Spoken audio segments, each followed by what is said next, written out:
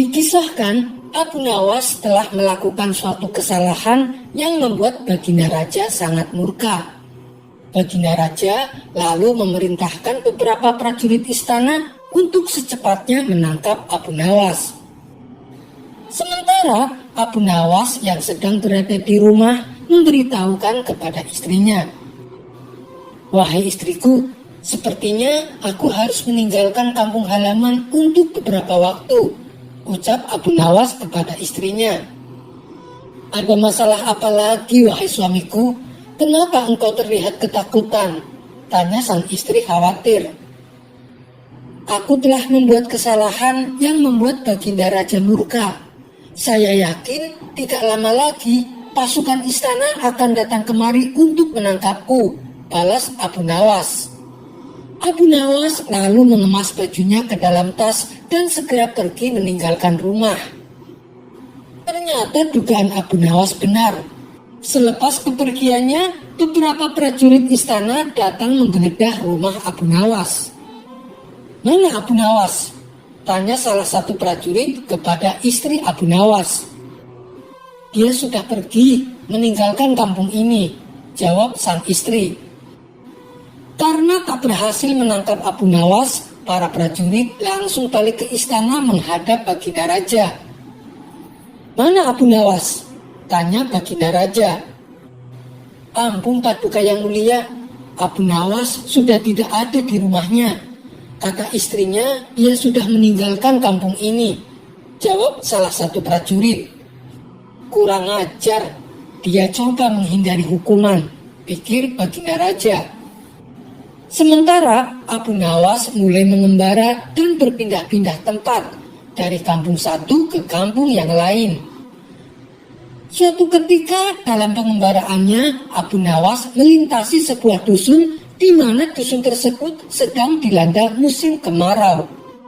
Abu Nawas yang mengenakan jubah dan sorban layaknya ulama besar sempat menyita perhatian warga.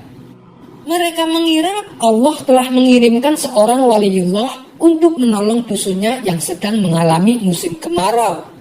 Maka para warga pun segera mengerumuni Abu Nawas. "Assalamualaikum Syekh, sudilah kiranya Tuan Syekh mampir sebentar di rumah kami," pinta seseorang yang merupakan kepala dusun tersebut.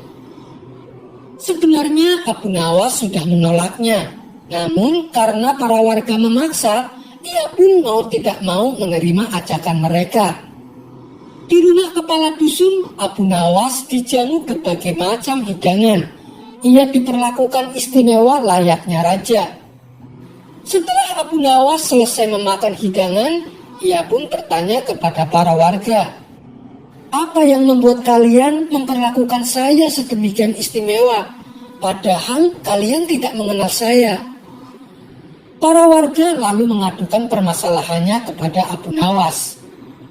"Begini Tuan Syekh, dari penampilan Tuan, kami yakin kalau Tuan adalah ulama besar yang dikirim oleh Allah untuk membantu desa kami," tutur kepala dusun. "Memangnya apa yang menimpa desa kalian?" tanya Abu Nawas. "Sudah berbulan-bulan desa kami mengalami musim kemarau. Tanaman-tanaman sudah pada mati.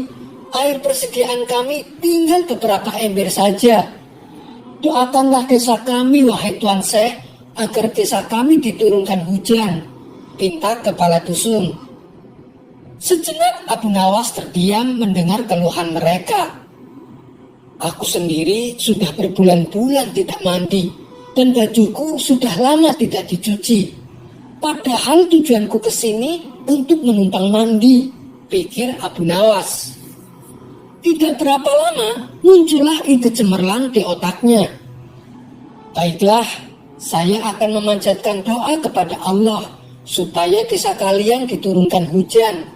Tapi ada syaratnya," ujar Abu Nawas. "Apa itu syaratnya Tuan Syekh? Kami bersedia melakukannya," balas kepala dusun.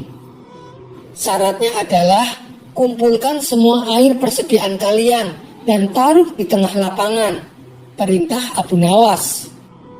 Maka datanglah tiap kepala keluarga dengan membawa air terakhir yang mereka miliki. Total air yang terkumpul hanya 2 ember saja. Kemudian air tersebut ditaruh di tengah lapangan. Abu Nawas lalu melepas bajunya dan mencucinya dengan air di ember pertama. Sedangkan air di ember kedua ia gunakan untuk mandi. Melihat hal itu, para warga pun menjadi terkejut. Bahkan ada salah satu warga yang berteriak kepada Abu Nawas, "Wahai Tuan Syekh, itu air terakhir persediaan kami yang rencananya untuk minum anak-anak kami." Perbuatan Abu Nawas ini tentunya mengundang reaksi kemarahan warga. Ada yang mencemooh, ada yang membentak, ada pula yang menghujat. Namun di tengah kegaduhan itu, Abu Nawas dengan tenang mengangkat bajunya yang dicuci, lalu menjemurnya. Karena perkataan mereka tidak dihiraukan Abu Nawas, para warga bertambah emosi, sehingga mereka hendak memukulinya. Tapi niat mereka langsung terhenti, sebab tiba-tiba terdengar suara guntur yang disusul hujan lebat. Penduduk pun lupa akan marahnya, bahkan sebaliknya, mereka berebutan mencium tangan Abu Nawas. Para warga mulai berteriak kegirangan menyambut datangnya hujan yang sudah lama berbulan-bulan mereka tunggu. Di saat itu, sang kepala dusun menghampiri Abu Nawas. "Tuan Syekh, sebenarnya doa apa yang Tuan panjatkan sehingga langit berkenan menurunkan hujan?" Dengan polosnya Abu Nawas menjawab, "Begini, doaku biasa saja, tapi jubahku ini tinggal satu dan tidak pernah dicuci selama berbulan-bulan. Bila aku menjemurnya, pasti hujan akan turun deras.